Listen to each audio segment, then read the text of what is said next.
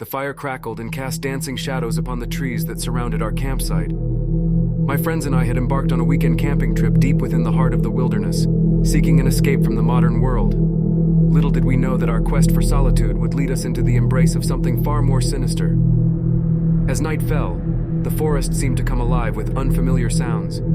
The chirping of crickets and the rustling of leaves created a symphony of nature, but underneath it all, there was an undercurrent of unease. We laughed off our nervousness, attributing it to the unfamiliarity of the setting. Sitting around the campfire, we shared stories and jokes, our camaraderie strong. But every so often, I would catch a glimpse of movement in the darkness, a flicker of something just beyond the reach of the firelight.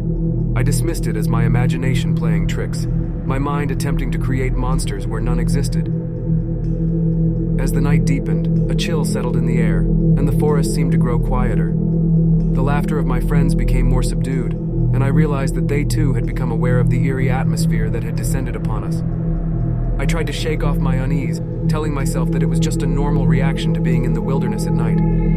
But then, in the distance, I heard it. A faint whisper, carried on the wind. It was as if the forest itself was speaking, its voice a hushed and haunting melody. "Did you hear that?" I asked, my voice barely above a whisper. My friends exchanged uneasy glances, their expressions mirroring my own unease. "It's probably just the wind," one of them said, attempting to brush off the eerie sound. But the whispers grew louder, their words indistinguishable yet strangely familiar.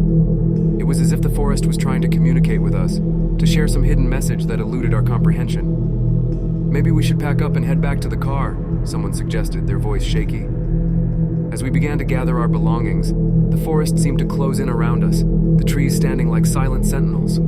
The fire, once a source of comfort, now cast long shadows that seemed to reach out for us. Just as we were about to leave, a figure emerged from the darkness, its form obscured by the shadows. It was tall and slender, moving with an unnatural grace. Fear seized my chest as I realized that we were not alone. "Who's there?" one of my friends called out, his voice wavering. The figure continued to approach, its movements deliberate and unhurried. My heart pounded in my chest and a primal instinct told me to run, to flee from whatever lurked in the darkness.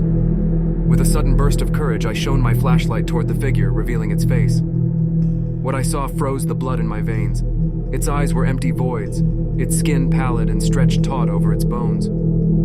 It wore an expression of melancholic longing, a sense of sadness that seemed to seep from its very pores.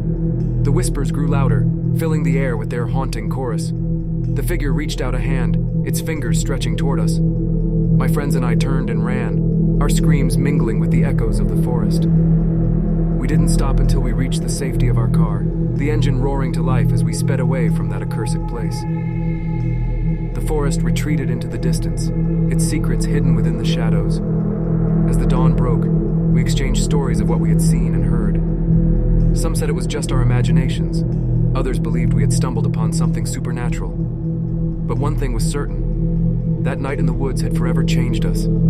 The whispers in the forest had left an indelible mark, a reminder that the darkness held mysteries that were best left undisturbed.